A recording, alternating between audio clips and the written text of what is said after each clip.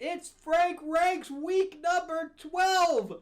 What's going to be the number one spot? We're going to be talking about 7 comics from Marvel and DC and Independence. Is it going to be one of the big two, or will it be an independent in the number one spot? Let's talk about it right now.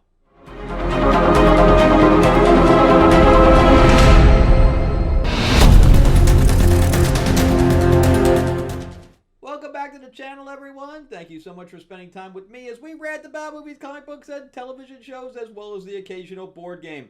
I'm your host, Frank Zanca, an award-winning screenwriter, novelist, and comic book writer, as well as a filmmaker. And yeah, trying to get this done real quick because I got to be up at 4 a.m. on Monday morning to get on set by 6 a.m. Oh, it's going to be an early one. Yeah, I've been trying to set my alarm, for 4 and 5:30 to try to get used to it. Getting used to that. All right, remember to give me a like, give me a thumbs up, share this video out there, and if you'd like to read anything that I've written, you can go to Amazon.com and just type in my name, Frank Zanca, and you'll see my sci-fi quadrilogy that's gotten some huge feedback. Destiny Aurora, it was made into a board game, an RPG, and a graphic novel. Or Tales of Ravenor, the Iron Witch, my fantasy book, which is right here. I also have a horror book on there called The Awakening, a superhero book, and on top of that, I'm working on a new book called Battle for the Ruby Slippers, and a new comic we're going to be launching shortly on Kickstarter called Fairy Tales of Terror. All right, so let's jump into the 7 books here that we're going to be talking about. I didn't read anything digitally. I don't think really anything digitally even came out worth talking about this week. So we're going to start with number 7 with Marvel. No shock there. It's always Marvel in the bottom spot. And that is The Amazing Spider-Man number 1. There's nothing I can say about this thing. The artwork's okay. That's what I can say. The artwork's okay. But I think just by Joe Kelly, the story is all over the place, horrible. It's got 2 backup stories for no reason. I thought the last guy was Ares because he looks exactly like Ares from DC, but then I realized that couldn't be because that was DC. So I don't know what's going on. We have the first 5-6 pages is about him going on job interviews. That was like the whole beginning of the book. If I want to see that, I can just go on interviews myself. I don't need to see somebody else doing it for 5-6 pages. Then the one fight he has with Rhino, he throws... This is what I don't understand, too. He throws a truck on Rhino, but Rhino's face is completely open, right? So if he hits him in the face, isn't he gone? Isn't he just trash? And then he's surprised when he has a heart attack. I know the heart attack's like caused by something else that's supposed to be nefarious, but... Anyway, this is trash. I haven't collected Spider-Man in a long time, and now I know why. Spider-Man hasn't been done right since the 90s, as far as I'm concerned. All right, and number 6. This kind of breaks my heart a little bit. This is DC. This is Aquaman. You can check out my full review for Aquaman here. I'll put the link above. But Aquaman is my favorite comic book character. This was written by Jeremy Adams, who is a personal friend of mine, and this doesn't feel like Aquaman to me. In fact, Wes and Drew from Thinking Critical actually said something very poignant here. They said that this feels like absolute Aquaman, and I totally agree with that. If they had absolute in front of it, then I would give it a little bit of leeway, but this is supposed to be the regular Aquaman continuity, and it doesn't feel like that at all. He gave him the trident, where the trident turns into a sword, which makes no sense because to hold the trident after the thing goes up and down, has to be round. Because if it has an edge, then he can't hold it in the middle, or else it'll cut him. So especially with being technology from Atlantis, it would definitely cut him. If he wanted to make it magic, then he could make it Poseidon's thing. He wouldn't need the lady from the lake to do it. It would automatically be Poseidon's trident that could change. Now, I would buy that a lot more than having this transformer type trident. But yeah, he's on a boat in the middle of space or the void or whatever else. None of it makes a bit of sense, and I'm probably going to be dropping this, generally shortly. And this will be the first time in my entire life that I've dropped an Aquaman book. All right, so now we go back into another DC book for number 5.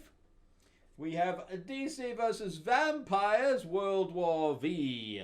Why this is... If this was 6 or 7 issues, it would have been fine. It would have kept the pace and stuff like that. But they're purposely dragging it out into 12 issues, which I do not understand. On a business level, why do that? Because you know that as the books continue to go up and up and up in number, that the sales go down and down and down. Especially on something like this, that's not even an ongoing, that it's going to double time the cent into non-sales. So to make something, for drag something, especially when it feels drug out, this is not a story for 12 issues. So at this point in time, it's just a car hovering in the air. The wheels are just spinning and it's not going anywhere.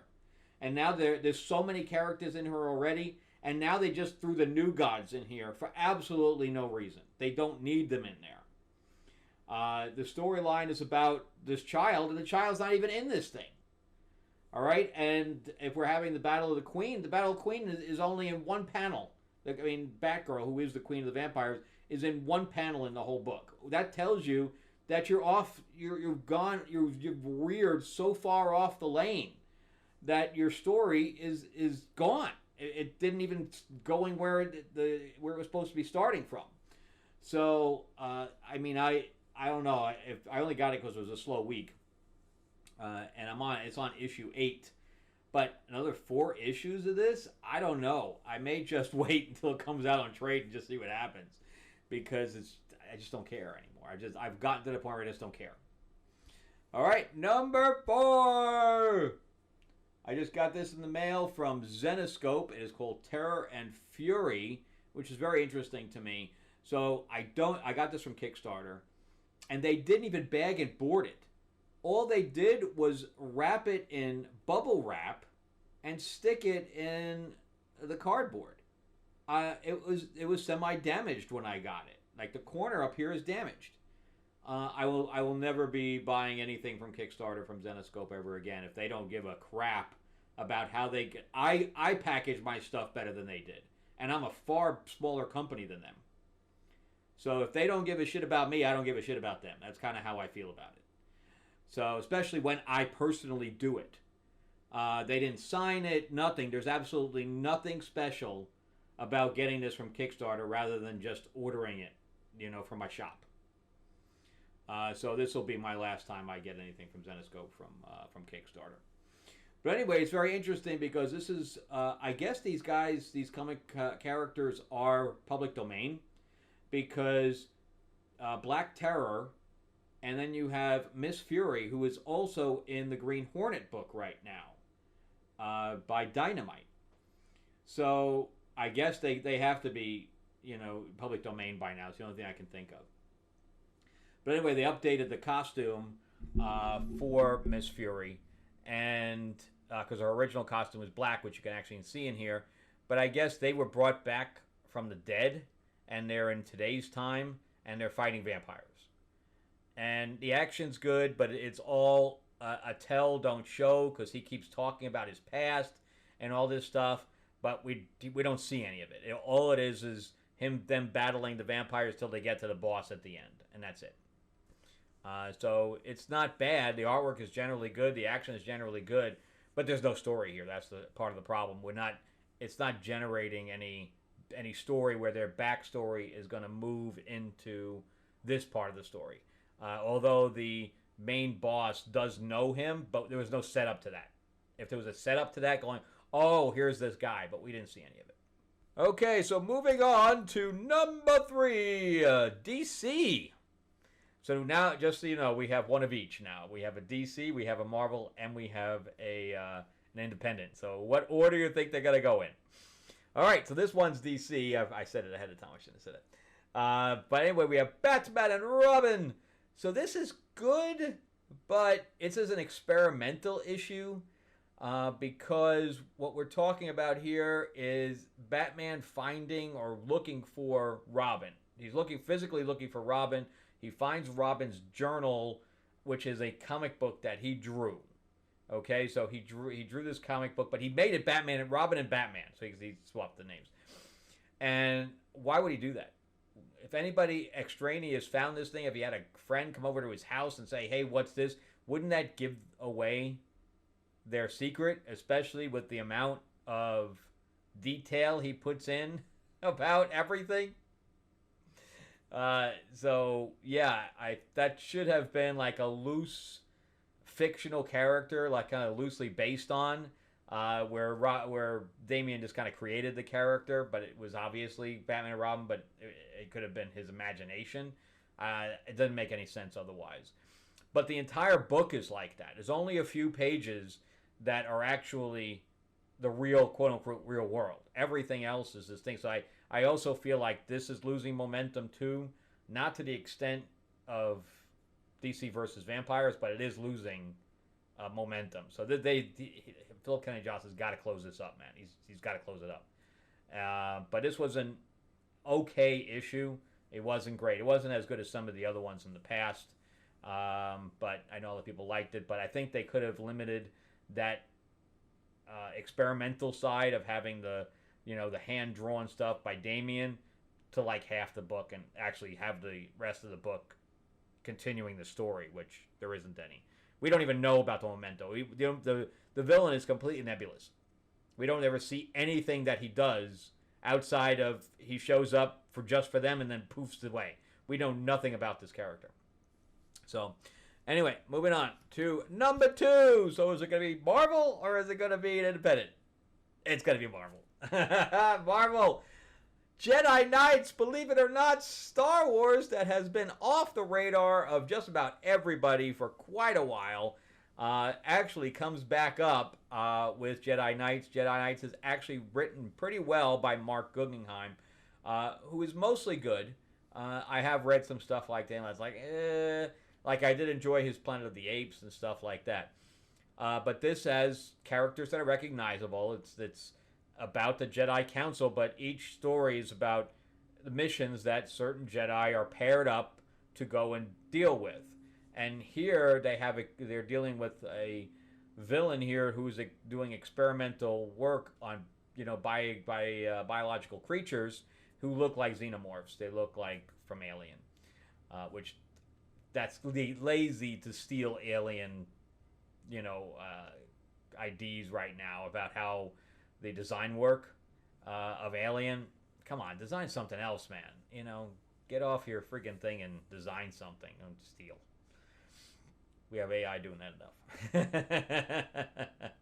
But in here, we have Yoda paired up with another very generic female. I think they should have used Shakti or something to that extent instead of this generic human-looking Jedi. But anyway, they were pretty smart about how they were able to walk around, even though anybody that has sensory equipment or camera surveillances or whatever would have seen them. But here, I guess in Star Wars, they don't have that. They were just walking around. But they find all these things that were created. They end up dealing with them all. And then Yoda ends up having a physical battle with the big dude there who escapes. And then we have the general storyline. So he's going to be somebody we have to deal with in the future. It's cool because I kind of like the look of him. And then on top of that, we have Obi-Wan and Qui-Gon, because Obi-Wan had a vision of Qui-Gon being killed by an assassin, which we know, of course, from canon cannot happen. But I'm intrigued in the story anyway. All right, so that would be number 2.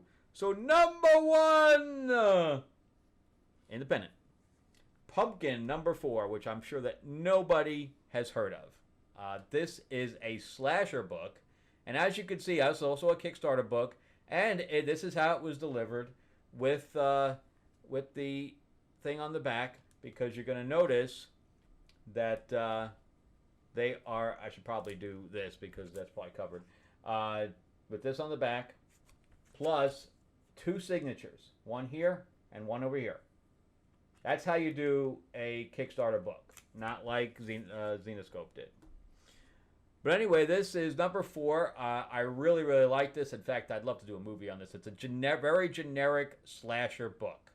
It's about a girl that was bullied and comes back from the dead to in a pumpkin patch, which is why she looks like that, to wreak revenge on the people or the mean girls that killed her.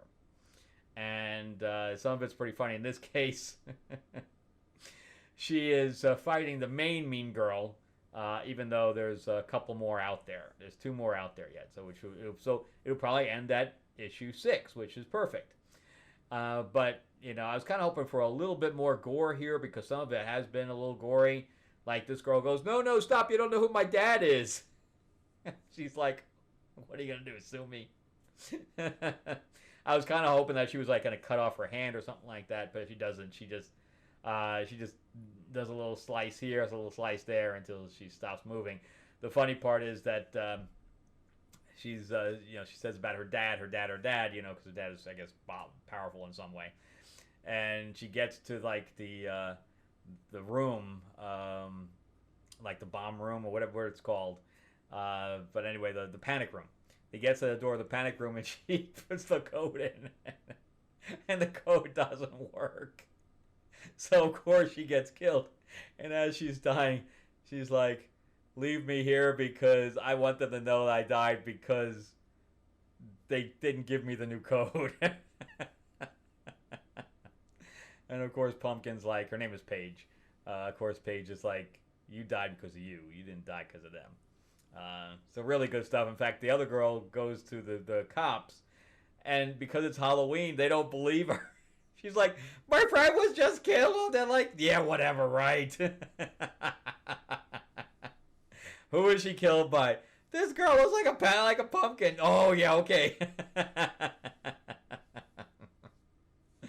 Anyway, it's really good. It's a little tongue-in-cheek, but it's a good little slasher, and I'd love to make a little movie out of it.